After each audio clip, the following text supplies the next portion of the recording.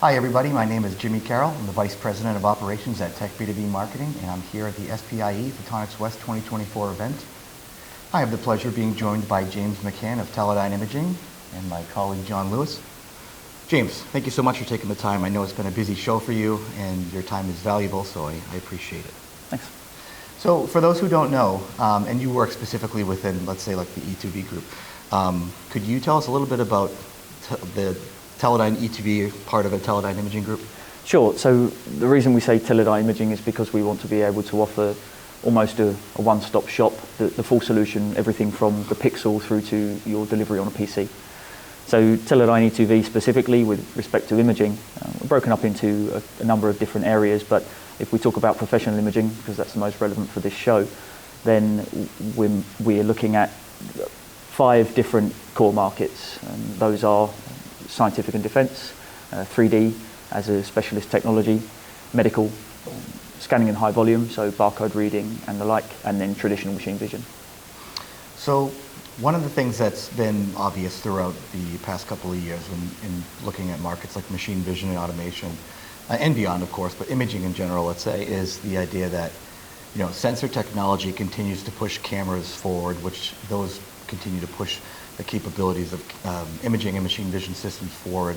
So all these technologies are kind of advancing in lockstep to add new capabilities and solve new problems and make things faster and more efficient. How do you guys go about approaching that from a product development standpoint? Do you respond to customer demand? Do you try to release products? And like I know you have a new product which I want to ask about because it's a unique one, but do you release certain products to get out ahead of demand? Is it a combination of both? Sure. So it's quite nice for us because we do standard product. So we explore the market, learn from our customers, complete voice of customer, and then look to release a product that is useful by many people. And then of course we also do quite a lot of custom technology. And custom offers particularly at a camera level, to be able to differentiate versus their competition, because they can buy something unique, something just for them that they can have exclusivity on, and then that means that they're able to take to the market what they want to take to the market, and instead of just buying the generic sensor that everybody else buys, they've got something different. So if you're trying to approach to a niche market, then that's one way of achieving that. Okay, so that's interesting, right? So when it comes to the product that I mentioned, it's a low light imaging sensor, is that right? Is that the Onyx? Yes, Onyx Max.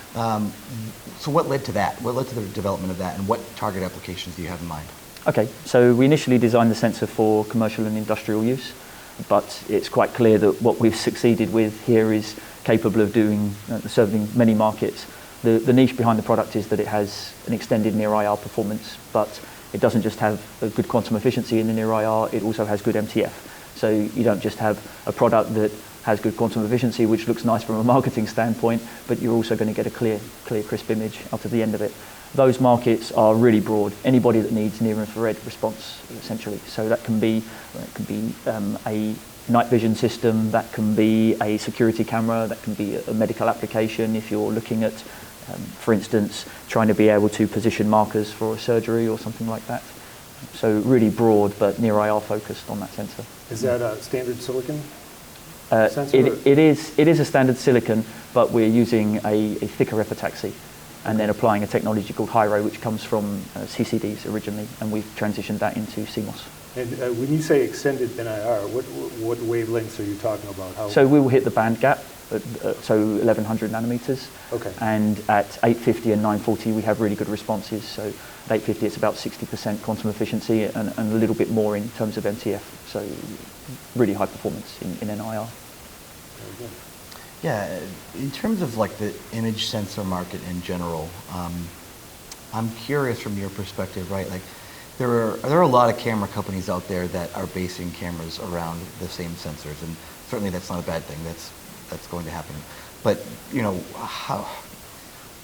when customers come to you, what's something that you can tell them about? I guess what I'm trying to get at is like from sensor to sensor, camera to camera, how do you differentiate? Why would somebody come to E2V as opposed to the others? Right? Sure. So we've accumulated a huge profile of background IP over the years, working with many customers on customs. They have exclusivity within their market, and then we reutilize that IP to create new products as we go on. So that's how we build our portfolio. If we look at the way that differentiation has been done over the last few years, that's always been heavily focused on pixel design. So we've been able to either access a particular foundry or work with a foundry to develop a pixel. Many thanks to our foundry partners for that. I won't name them. And then now we're starting to look more at what is the next generation demand of technology now to really start to push the boundaries of sensors that are available. There's a nice talk by my boss, actually, Raphael Romay. He talked about 3D stacking. So you're then able to include image processing technology in the logic wafer so that you're able to maybe simplify the camera or simplify the first stage FPGA so that you can do dark signal corrections. Just as an idea, it's something that you can complete on chip. So then when you are designing that sensor, you design that into the sensor, therefore you pay for it once. You don't pay for it in every FPGA that you put into your camera. So that what you then include in that logic wafer, in the processing on chip, can then be used as differentiation within the camera. Sorry. No, you're good. Yeah, I was just going to say, aside from the Onyx Max low light imaging sensor, are there other new imaging sensor products that you're excited about? Oh, yes, we've got quite a few customs that are on the way. I'll swerve those if you don't mind. But we have the second generation of the Emerald sensor. Emerald was designed as a family of chips with different resolutions and speed capabilities to be able to cover a broad range of the machine vision market. And then there are also some new 3D sensors that are coming out, and it's quite exciting. Been working hard for a couple of years on some of these devices and sort of pushing the boundary of what we've achieved on the previous generation, and the same is present in the Onyx Max device. We took a previous product, Onyx 1.3, and we've enhanced that in terms of its noise performance and its near-infrared response. James, I know that you work specifically in certain verticals, but I am curious about 3D. You mentioned 3D, and it's time of flight sensor, right? So we cover time for flight and laser triangulation. You do, okay. Yeah. What are some of the? I mean, I know what a lot of the most common applications are for these types of sensors, but have you seen them deployed in any unique or interesting ways? That is a good question. Probably not one that I'm able to answer proficiently, unfortunately. What we try to do is focus specifically in verticals, and then we learn everything there is to, well, not everything, but we learn as much as we can about a specific market. Totally makes sense. Well, I'll bring it back to Okay. kind of the verticals you serve. Thanks. Then, what are some of the interesting applications that you've seen that you're allowed to talk about in the last couple of years? Sure. So we have seen. I'll focus on the applications from Onyx Max because that's most recent. That's been a huge element of discussion over this show so far. Some interesting applications. I mentioned one in medical, where it's going to be used in surgeries to be able to identify markers of either tooling or tissue. That's utilising the near-infrared. And we're also seeing some applications where people are taking indoor monitoring of pets or people, and then they want to expand upon that. So where you have somebody that's elderly at home, you might want to be able to keep an eye on them, but there are some businesses looking to do automation of that, so that there's just a small camera present in the room, a bit like an Alexa, for example, and if something was to occur, or it would be able to monitor or track a fall or some movement or something like that. So, yeah, a little bit different. Any predictions or expectations for the future in photonics and automation? Sure. So I think we're definitely going to see more 3D stacking, pushing towards the more challenging of the foundry nodes. Of course, the difficulty there is you want to achieve specific volumes, and if you're talking about small sensors and you're not talking about an application that has large volume, there is certainly a challenge there. But a lot of the foundry partners are really welcoming of image sensor technology and working with us to develop and progress those. Yeah. James, what else haven't we asked about? I imagine that your booth has been busy, and well, I know it has. I walked by it, but when you walk the show floor, what excites you beyond the purview of your company, just in general? Different technological advancements that catch your eye, things like that.